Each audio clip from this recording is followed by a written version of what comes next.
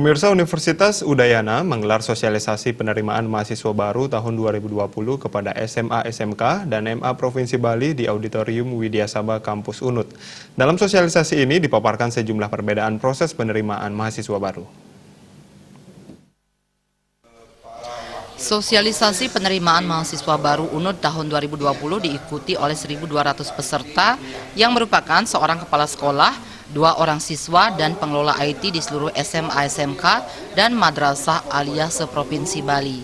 Mereka mendapat penjelasan dari beberapa pejabat UNUD, diantaranya Kepala Unit Sumber Daya Informasi Nyoman Putra Sastra, Ketua Penyelenggara KIP Kuliah Ide Bagus Wayan Gunam, Kepala Biro Kemahasiswaan Dewa Gede Oke, dan Humas Lembaga Tes Masuk Perguruan Tinggi LT-MPT Imade Budi Astrawan.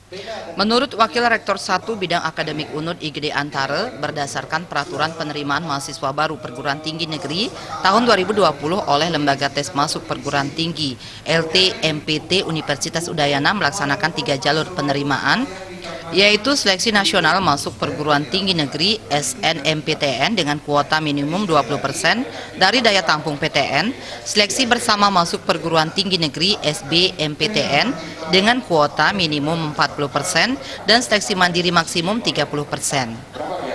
Terkait pelaksanaan SNMPTN 2020 terdapat beberapa hal baru, diantaranya pemeringkatan siswa pada pangkalan data sekolah dan siswa PDSS dilakukan oleh sekolah.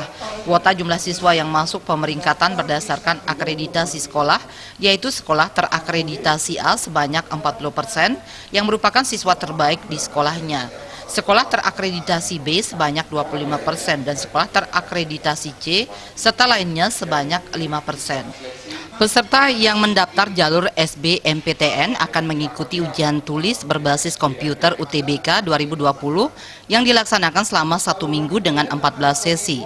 2 sesi setiap hari dan dilaksanakan di 74 pusat UTBK PTN. Ya, tahun sebelumnya banyak sekali perubahannya. Ya, perubahan itulah yang pertama itu sekolah harus meranking. Kalau dulu tuh panitia meranking yang per persen itu kita meranking yang di sekolah itu 1 sampai 100 orang itu tidak, tapi sekarang sekolah. Sehingga nanti kalau kepala sekolah itu tidak benar meranking mahasiswa di sekolahnya itu akan dipertanyakan oleh siswa itu. Gitu. Jadi masyarakat lebih gampang mengakses kepala sekolah itu. Kok saya tidak masuk ranking gitu? Kok saya lebih pintar, kok rankingnya lebih bawah daripada yang ini? Ini kita serahkan, baru kita ambil nanti. Itu.